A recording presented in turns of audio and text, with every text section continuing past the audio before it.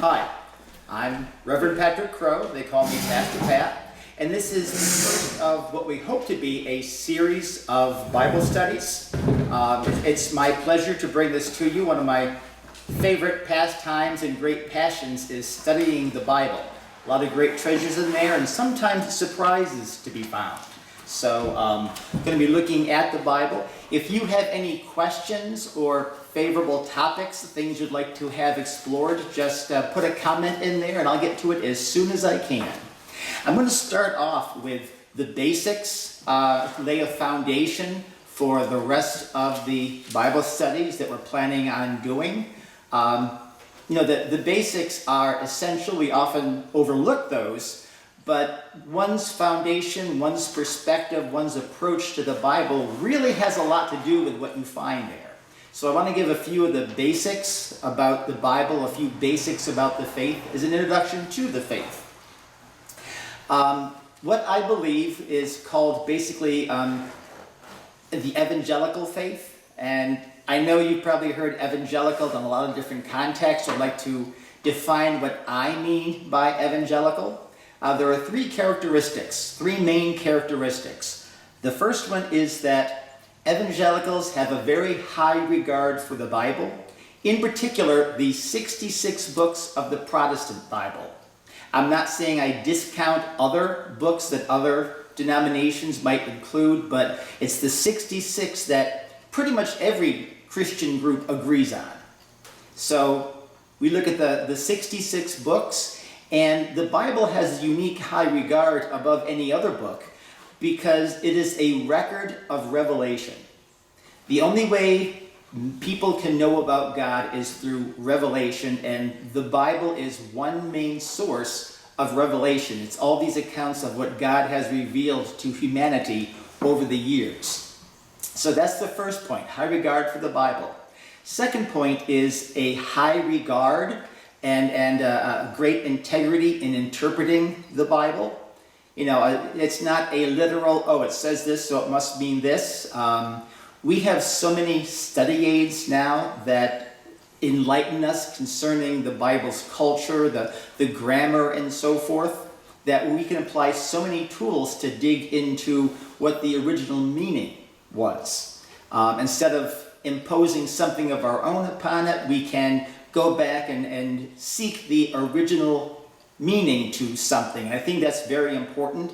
It's important to do that before you find an application. If you don't have the wrong principle, you can't apply it correctly.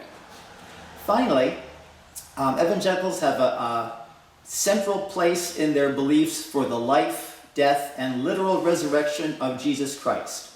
The Old Testament prepares people for the coming of Jesus, and in the New Testament it gives details of his life, his death, and his resurrection, which we'll be getting to in the near future.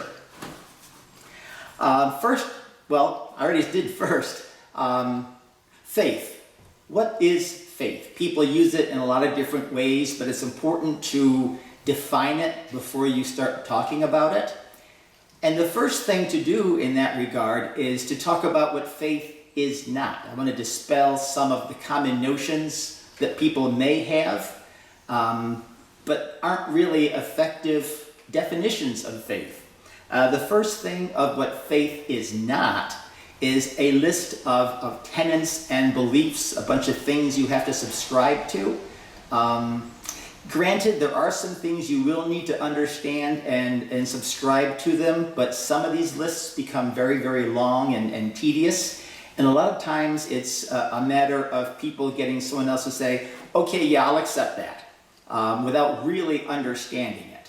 I think it's important that if you're going to believe something, you have to understand it, and you don't have to just spew out or cram all these different definitions and terms. So faith isn't definitions. It's also not a list of do's and don'ts. Granted, there will be some do's and don'ts in a life of faith, but that's more of a byproduct than a central theme. There's no rules, there's no rule book in true Christian faith. So, having said that, what is faith? Well, I put it in terms of it's the assurance that you have a consistently and an eternally favorable relationship with God on His terms. If you get anything else out of these Bible studies, especially this introductory one, it's important to understand that God has terms. He has made provisions for things. He's made arrangement for things. And all we have to do is accept His arrangements. So faith is accepting, is trusting. Another word for faith is trust in what God has said and accept His terms for things. Now, I said eternally because that is the ultimate gift of faith. It's eternal life with God. That is the gift, that is the goal. We can be assured that beyond this world, there is another world where things are just blissful and wonderful beyond imagination. If I could interrupt for a second. Yes. Go back to the do's and don'ts. What were you, I don't want to say you need to give examples, but what would be some of the things that you're thinking about as far as do's and don'ts? I mean, when I think of that, I think of, pretty obvious stuff, like here are the list of commandments, Right. And is that what you're thinking, or is that what you're talking about, or is it more of do what you want? That's a very good question. No, it's an excellent question. Let me answer that on a couple different levels, if you will. Used to be, and some people remember this, that denominations had very particular strict terms. You don't go out dancing because dancing is immoral. You don't play cards on Sunday. That's just wrong. You don't do anything on Sunday. We used to have blue laws because you couldn't go shopping on Sunday. Right. That's an external way of applying God's law. And it's sort of a rote, if you will, sort of automatic. So denominations or churches that have a list of do's and don'ts, that's really not the first way to go. Now, you did bring up the top 10 commandments, and they're a pretty good moral guide. But it's still not about living them out externally. And by dues, you mean like, great, I'll never remember that while we're on camera. The one where you have to go to so many houses every year or to try to push your faith, that's a due that we don't necessarily follow. Correct.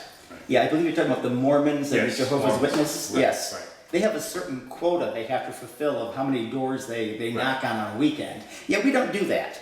We don't do that. If people feel so led and motivated, okay, that's a great thing to do, but we don't mandate that.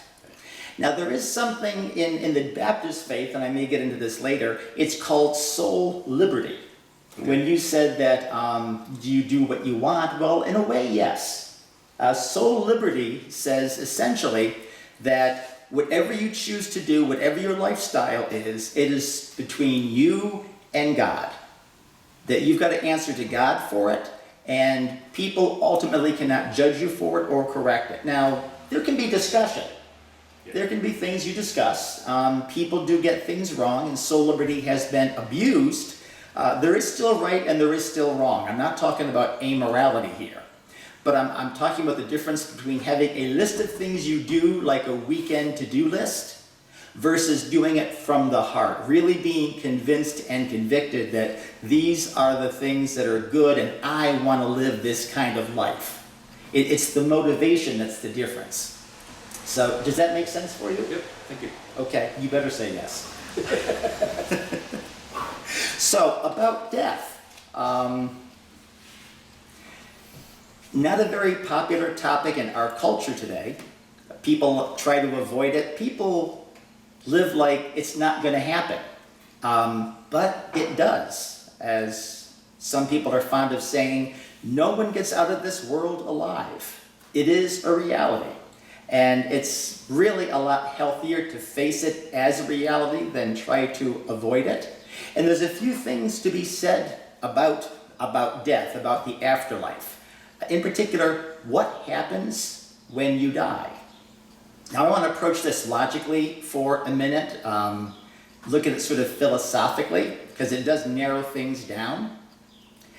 In death, when one dies, there are really two basic possibilities. From a human perspective, there are two basic possibilities.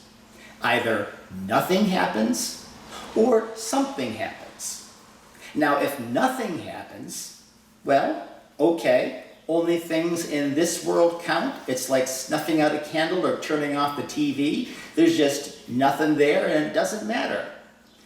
You can live any kind of lifestyle you want and there are no eternal consequences or no eternal benefits. It's all kind of an equal test pattern for everybody.